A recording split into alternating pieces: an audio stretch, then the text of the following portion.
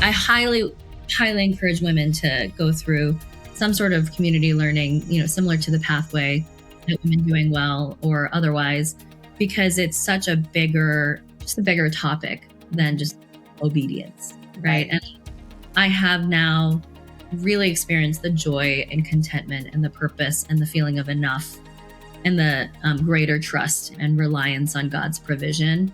And I would choose that over providing for myself and having all the security and having a big nest egg. I wouldn't go back in a second. Well, today's conversation is wonderful and amazing. And I have a guest named Helen Schmid, and she has so many pearls of wisdom to share with you. She is a former marketing executive with Walmart and has spent so much time unpacking this category, this area of what's it like to be a career person, a wife, a mother, to have a financial finish line. How much is enough? So I know you're going to be blessed by this conversation. And my prayer is that you'll be able to take one of her pearls of wisdom, take the next step in your own life, and you'll just be so glad that you met Helen. So thanks for being here. Welcome back to the Generous Girl podcast. I'm thrilled to have Helen Schmid in the room with me. Helen is the founder of My Strategy Mentor, and this is a consulting organization that helps nonprofits and for-profits with marketing ideas, strategies, and Helen is quite the achiever. She is a woman who was very high up in marketing at Walmart and had a very successful, flourishing career in New York City. And now she's living in Philadelphia with her husband. She has 2 little ones, and the third one is actually due today, the day that this interview is being out there, published. So we are so excited, Helen, and so grateful for your time. And I love in our pre-conversation, your journey of generosity. And that's what we're really going to camp on today, is how you got to where you are today. I think you have a lot of nuggets and pearls of wisdom. So welcome to the show.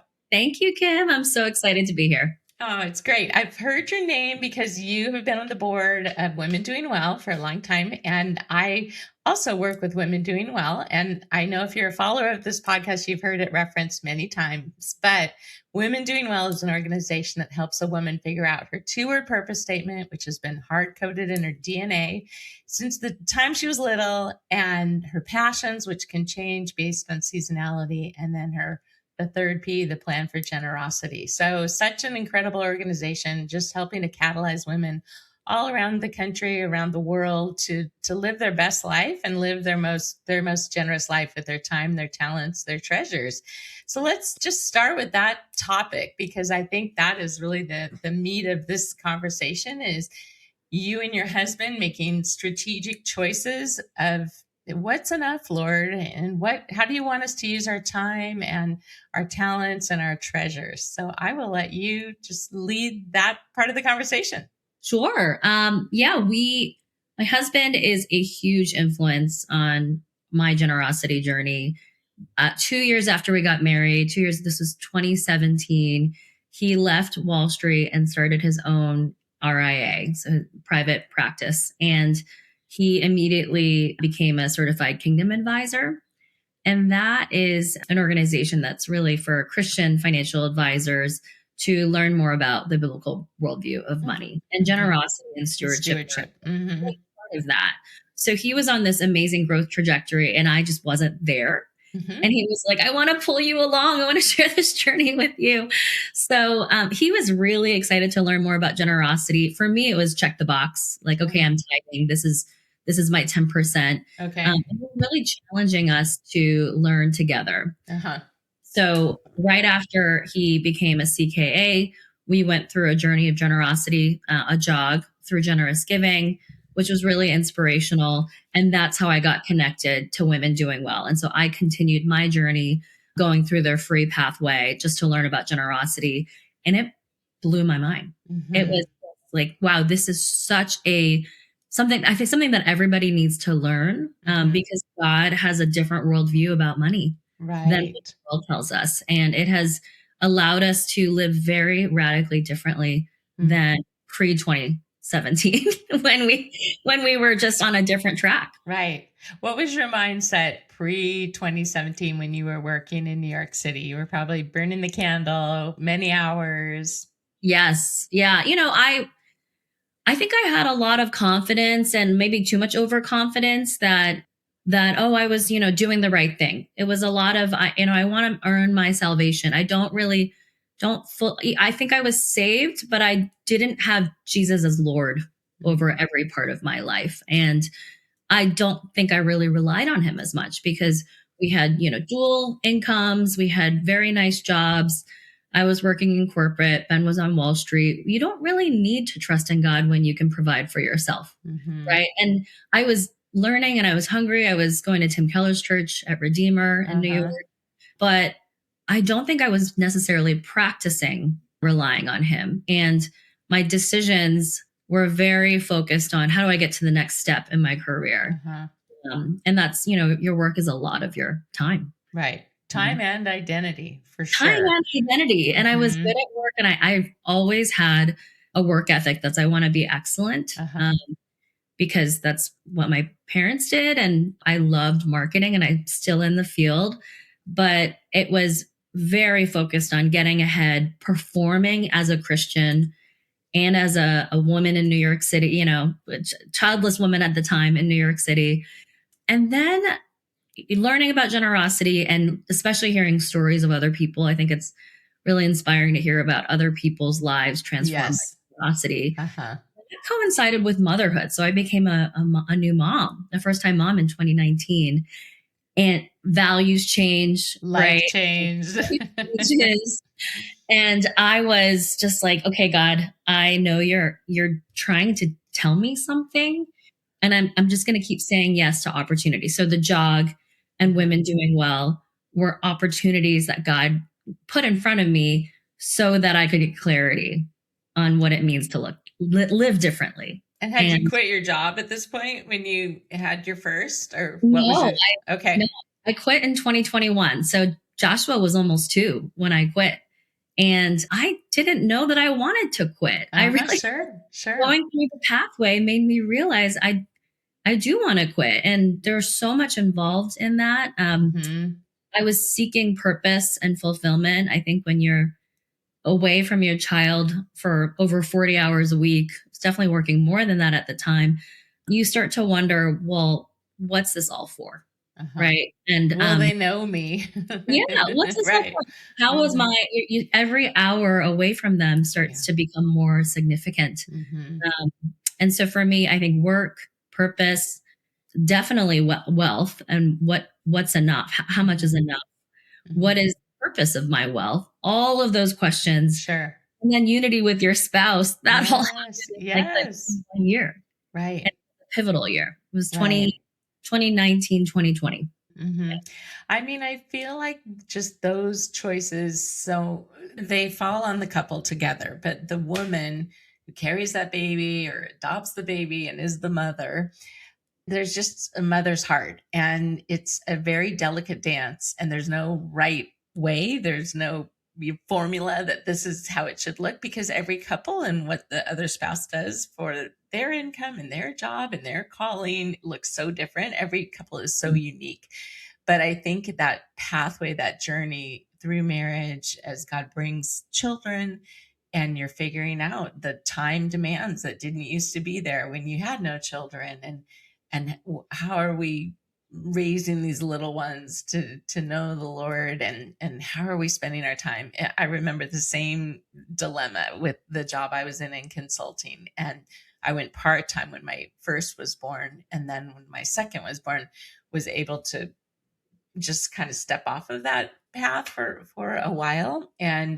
But I loved what I did, and it was challenging to make that decision, but weighing all the different options, and the financial piece of, okay, by saying yes over here, it's going to mean no over here. But I felt a real peace about it, and so I just want to encourage the listener, if you're in that moment of trying to figure it out, you will figure it out. You'll figure out what's best for you and your spouse and your children, and maybe for a short season, it won't look ideal for what you wanted it to be. But if you just stay on track and follow what God's put on your heart, what He's provided, it will work out for what's best for you and your spouse and your children. I agree. Amen.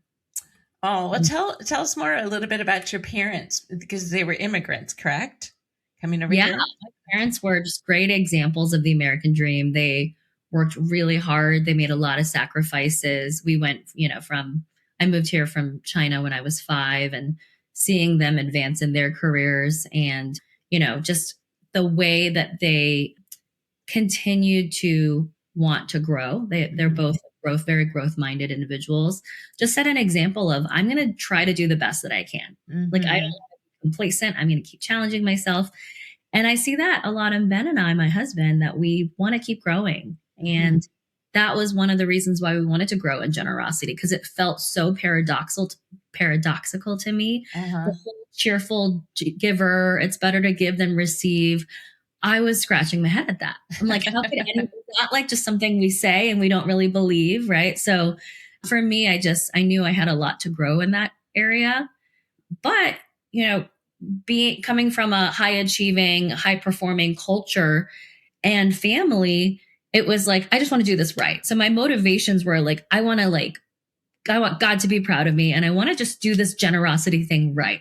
Not understanding that it really was like putting on a different pair of glasses and seeing the world differently, and seeing my relationship with God change from, I want to please you and I want to perform, to, hey, I'm going to just surrender and you're going to provide. I'm going to really rely on you, and I'm not going to have any fear of the future. That change, I could have never expected that generosity is actually going to bless me, because I see the world from His lens, not from my lens. Anyway. Absolutely. Well, that's one of also the joys of working with the National Christian Foundation for me, because I wear the 3 hats: Women Doing Well, National Christian Foundation, and then Impact Foundation.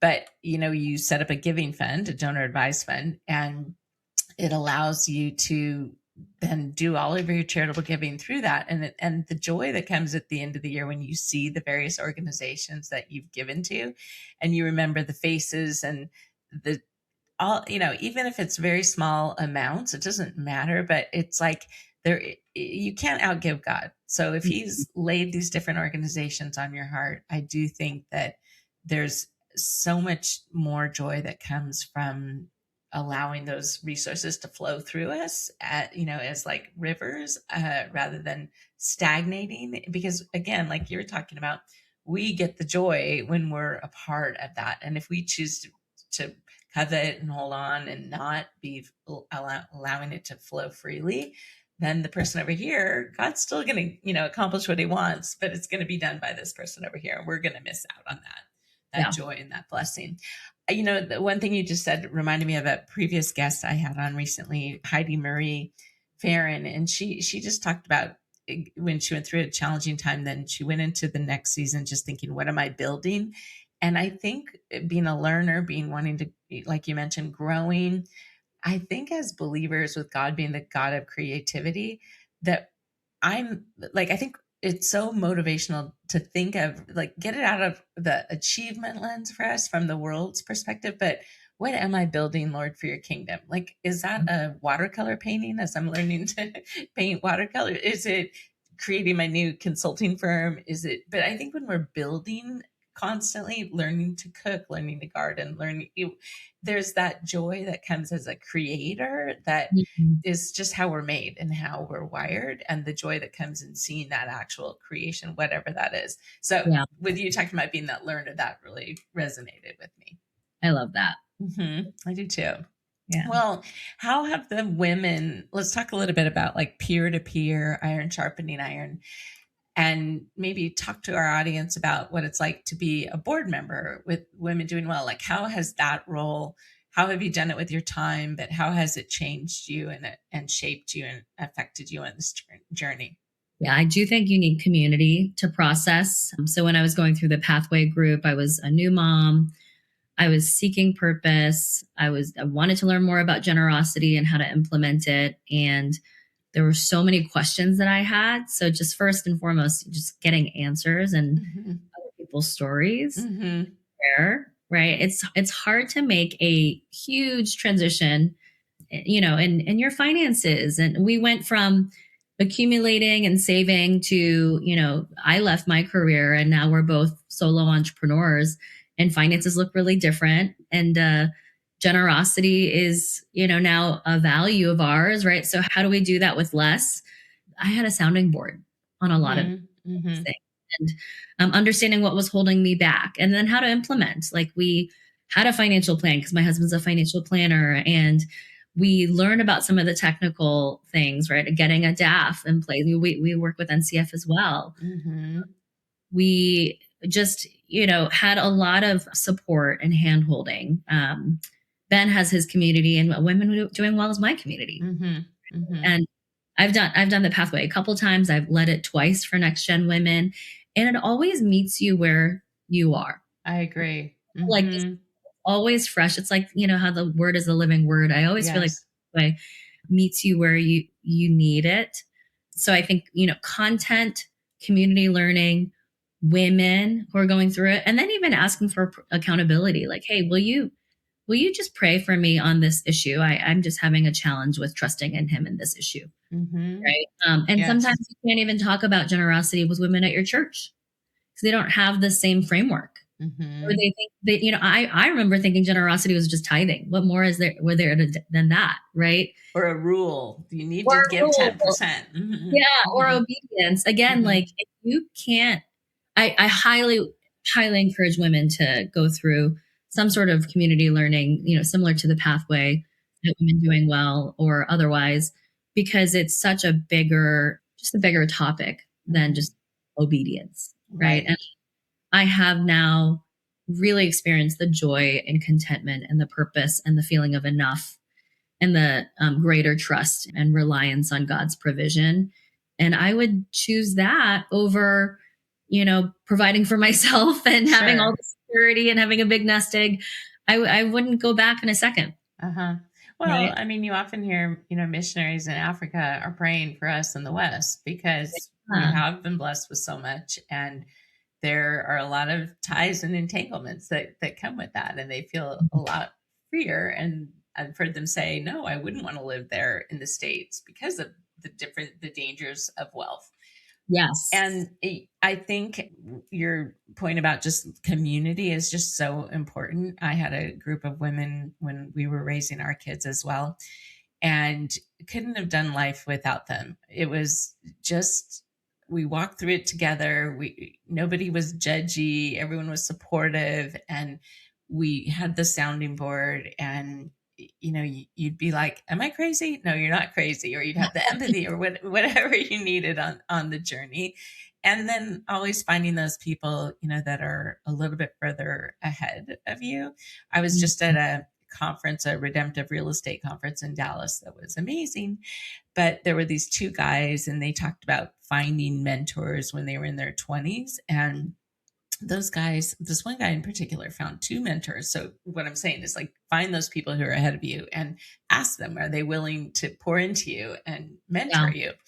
But this guy found two guys in his 20s, and one guy met with him quarterly every year, and the other guy met with him monthly for, like, I want to say 45 years. Wow. Unbelievable. And Amazing. now I know, and now the mentor is in an assisted living facility. But he had taken his little Franklin day planner for every meeting they had and taken notes during their meeting, the mentor himself. And he Mm. gave him a box of all of those notes that he had taken. And the mentee just said he just cried, as he was like, this was my life as I read through all the notes. But the power of pouring into others, you're that much further along the journey, and or learning from others, because we can always have a mentor. We can always have someone who's in that next season ahead of us. And I think that God never wanted us to go alone. And it's so much more fun with having community. And it's just very encouraging when you know someone who's been through something challenging and you can relate and you can feel like, oh, if you got through that, I can get through that. And kind of, again, the purpose of the podcast, people hear your story and then they think, wow, I'm struggling. I don't know how I can quit my job, or I don't know how I can, continue Yeah. working, or whatever the dilemma is. But then they think, well, Helen was able to do it. I can take the next step. Oh, I really hope to be an open book for women who are in that moment in time when they know they need to transition, and just praying for clarity and purpose. I've Yes. been there, and it really takes so much self-reflection. Mm-hmm. I was recently just having a conversation with my husband because we have family values and stewardship is one of them. And, I was saying, he actually said, "Oh, this is a really good thought." And I was like, "Thank you." That's why I remember it. But I was saying, stewardship isn't just the belief that God owns it all, but good stewardship. When you think about parable of the talents, and God didn't give the same talents to every servant, right? They all had different ones depending on their abilities. Mm-hmm. And so we need to, before we're given a talent to multiply it, we need to know our own abilities. We need to actually audit what he's given us, right? Our talents, time, treasure, our gifts. And so I think the journey for greater generosity and stewardship is also understanding how God made me, Mm-hmm. which it was just the start of that. Mm-hmm. What's my purpose, and what am I passionate about, and what's the vision for my life? I think lifestyle, when you think about, well, okay, God owns it all. So what does he want me to give? But then most importantly, what does he want me to keep? That's a conversation that Ben had and I had a lot, which is Mm-hmm. what is our financial finish line? Once we learned the concept, we really liked it. And we started, doing the math and trying to understand our expenses. Right. What is appropriate? What does God not want us to accumulate and own? Mm-hmm. And that was a really powerful conversation of like, what's the lifestyle that we want? Yeah. Because it can be so easy to have lifestyle creep when you're accumulating and not thinking about God owns it all. Lifestyle creep is so easy, Mm-hmm. right? Mm-hmm. So I think having a vision, I think the Bible says without a vision, the people perish. Mm-hmm. Partnering with God on the vision for your life. What's the legacy that you want to be known for? That can really help, because I think it puts a ceiling in a Mm-hmm. way, a healthy boundary Mm-hmm. on, well, what does God really want me to keep versus what does he want me to give? And what's the impact ultimately that he wants me to make? Right. So you referenced the pathway, and if a listener hears that, that's again through Women Doing Well, and they can go to womendoingwell.org, and you can see if there are any open pathways that you can join online, or in your local community. There's a chance that there's somebody leading one live, which I would highly recommend. But usually this podcast is coming out in May, and then we're right before the summer, and usually we'll do some of them during the summer. But it's a great way. If it's a online group, it's usually 1 hour every week for 12 weeks. If we do it in person, it's like a Friday night and a Saturday. But is, like you said, like you're doing the pathway and you're getting clarity. What is your 2-word purpose statement? Yes, there was an older model and a newer model. Yes. The older model, I actually prefer. It was imparting wisdom. Okay. And that one, I just realized, it's not human wisdom. It's wisdom from God, right? Which is all wisdom. And I think that has really struck me that this is God's story. Uh-huh. I'm just the paper that he's been writing on. So I love sharing that journey, because I feel like generosity has released me from bondage of what the world thinks. And I feel very free. Boldly and not be fearful, and that's from God's wisdom. So totally. Yeah. And I would think with your consulting practice, you're also really using that gift of imparting wisdom 100%. Yes, true. Yes. The one part of the auditing my gifts was, he has given me an excellent training ground of my entire career. I was a marketing manager when digital media in 2010 was really starting up. So I was, doing the Facebook ads and doing the Google ads. And, I worked at Amazon. What a pivotal time to grow in my career. Yes. When marketing was just changing Radically. He's been using all of that. He put me in those roles for purpose, so that I can use my gifts for the kingdom. So tell us a little bit more about where they can find you with your business and what you're doing in your business today. Oh, thank you. Sure. Yeah. So my website is My Strategy Mentor. And I chose that name because I love the concept of mentorship, because my role is I'm a consultant in a sense where I'm leading the process and I'm leading the team to get from one point to another. But I'm also a facilitator and a coach. So I'm not Okay. really telling what to do. I'm asking the questions to get the team to be united and work together. So that's what I thought of mentorship as. It's not, if it was my strategy consultant, it would be a very different vibe. Right. That's so true. Mm-hmm, Yeah. mm-hmm. So mystrategymentor.com, and I lead a program called the Strategic Growth Program. There's 3 tracks: brand strategy, customer strategy, and marketing strategy and planning. Okay. And most of my clients go through the full journey with me. And it's just been such an honor. I love it. I love it. I love leading these workshops and helping teams get really clear and focused on who they are and why they're here and who they serve, and Mm-hmm. strengthening their offerings. I work with startups and I work with pretty large organizations and across all industries. And it's just a joy. It's such a get to. Uh-huh. I'm doing Uh-huh. it now for every workshop. I'm like, I'm meant to do this. So I think I'll Oh, probably do this for the rest of my life. I love it. But I'm also going to be starting, once I'm done with maternity, I'm going to be starting a coaching practice for Christian women. Okay. Yeah. Tell us more about that. Yeah. I was in an interview. I don't know if it was the finish line or another interview, where the last question is, what do you want to do next? And I was like, I just really want to walk side by side with women who are where I was, 5, 6 years, 7 years Mm-hmm. Mm-hmm. in transition, seeking purpose. And I won't tell you the name of the organization yet because the website's not live yet. But yeah, You're building. yes, I'm still. But the goal is, there are a lot of women who are really climbing the ladder and feel trapped. They're in golden handcuffs, and there's not enough time to think about, well, what does God have for me? And finances can make you feel like a trap. So I at least I felt that way. I felt like I give up this income and I can't give up this security. So I really just want to walk alongside women who are going through that, because it's nice to have someone who's just a couple years ahead. Absolutely. Yes. Right. Where I know we were just talking about. Yeah. Yeah. And I recently went through a pretty intensive 6-month certification process to become a certified professional and executive coach. It's called CPEC. And so much of it is just knowing how to be a mindful listener and asking questions so that they come to their own conclusions. Totally. They need to help their own agency, right? Yes. If someone tells me what to do, I'm probably not going to do it. I have to come up with it on my own. Same with when raising children, as your children get, those answers are within them and we're just pulling them out. We're not the ones just telling them what to do. No, they've got to own it. Yes, it is an honor. And I don't think everyone's path is going to be like my path, where I, work between part-time and full-time, or work 4 days a week. That might change depending on the age of your children.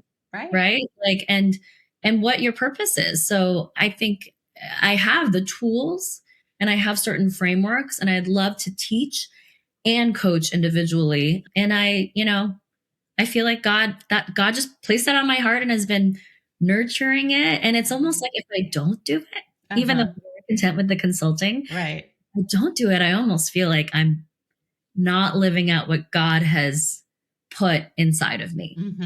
Right. Your calling, your true calling. Yeah.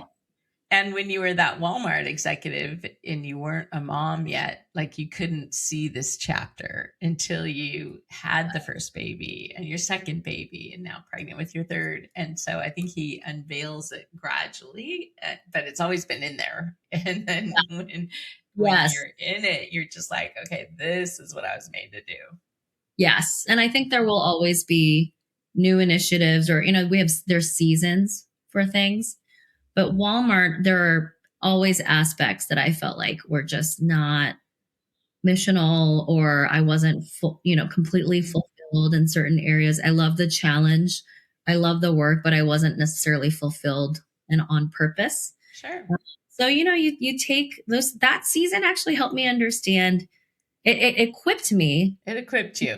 The purpose and the passion just helped me. It was just a great building block. So I don't regret any of those seasons. In Right. fact, I think I would be able to be generous in Mm-hmm. with my time and my talent without them. Mm-hmm. So, Right. Because it allowed you to be in situations when it wasn't, like you said, just fulfilling for how you were wired, and it causes you to ask new questions that you wouldn't have asked that led you to the next place. So he never wastes anything on our journeys, and being on one stair step and figuring it out on that level, then we get to the next level, the new dilemma we're trying to solve or figure out.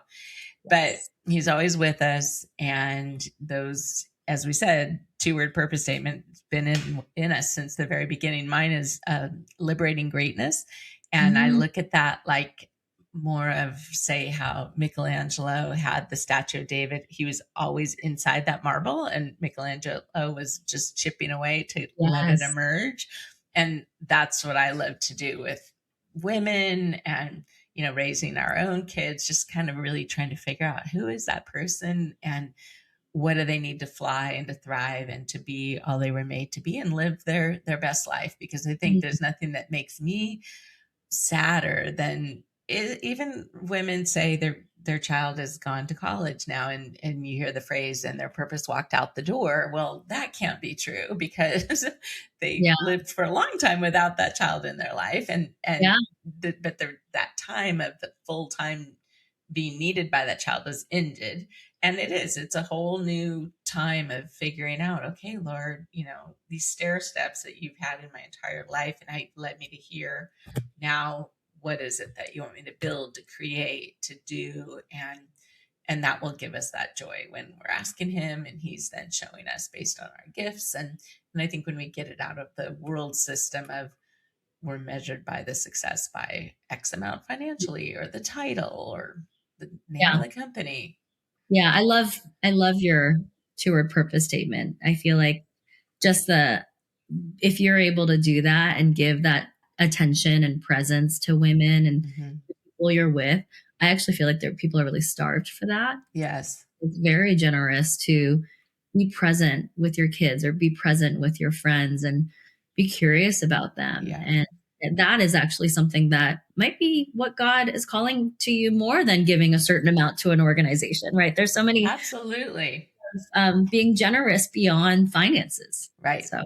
Right. Well, and in my life, we just 3 weeks ago had our first grandchild. So I'm also entering a new season of my time and how I should spend my time, because now I have this little guy in my life. So Yeah. life looks very different than it did before he entered the world. So I'm figuring it out too, in this next season. Yeah. Oh, It I never love it never ends. it. I could not work without my mom.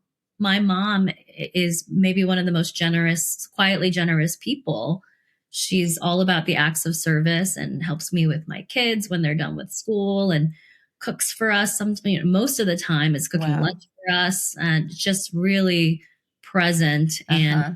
it is a cultural thing, and part of it is just she just wants. That's how she loves Yep. people.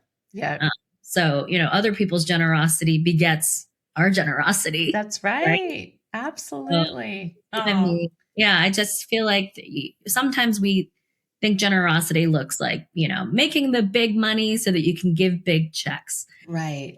And anyone can be generous Mm-hmm. in their own lives. My mom is retired, but Yep. she is really just such a pivotal part of our family Yep. and allowing Ben and I to be present with our families and grow in our careers. Couldn't do it without her. Right. So, And I'm sure, being, as you said, an immigrant, so working so hard all those years, this is probably her next stair step that she just loves, of being able to be present with your little ones. And maybe she didn't have that time before. And now that's also the part with being a grandparent. It's like a redo, and you get another chance of doing a yeah, little bit differently. So it's very yeah. beautiful how God has designed it all. Well, what a great conversation, Helen. I hope for the woman listener who is kind of figuring out this next season, I hope they've been able to hear so many of these pearls of wisdom that you've shared, which go, as you said so well, along with your purpose statement of imparting wisdom. But before we get to your book you're reading, Bible verse bargain, any other thing you'd like to share with the audience? Yeah, just I love talking to women who are in transition and thinking about what's the more that God has for them. And I especially just have a heart for women who feel really trapped in their careers and feel like they can't move forward, especially if they're mothers. So I welcome any emails. Please reach out to me. I'm happy to be super open. I am a very transparent person, so I will share all the struggles. So kind. Right? Struggles, communication with your spouse, financial stuff, identity stuff. There's so much there. It's a huge journey. I'm happy to share all of that. So just reach out to me. I love meeting new people. And they can find you on your website.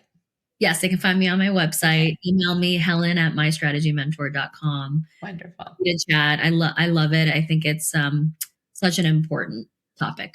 Oh, thanks for being so generous with your time and offering that. It's a get to. So yes. Yeah. Well, this conversation's a get to for me, and have so appreciated you being here. What is your life verse or Bible verse that you love? Yeah, I had a hard time with this one because there's so many good ones. But I felt like God wanted me to really stress that like we don't have to fear anything.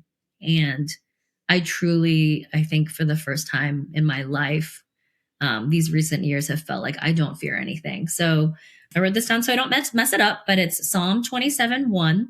The Lord is my light and my salvation. Whom shall I fear? Mm-hmm. The Lord is the stronghold of my life. Of whom shall I be afraid? And I really feel like he is the stronghold of my life. Yeah. He knows everything, and he's my ultimate provider, and everything that is bad is going to be for good. Mm-hmm. Right. So no matter what happens, what challenge comes my way, it's for my good. Mm-hmm. So I just don't feel like I have any fear anymore, Wonderful. Which is such a gift. Such a gift. Yeah. You can read the news headlines and still stay in that place of not fearing. We know who holds it all. Exactly. Yes. Yeah.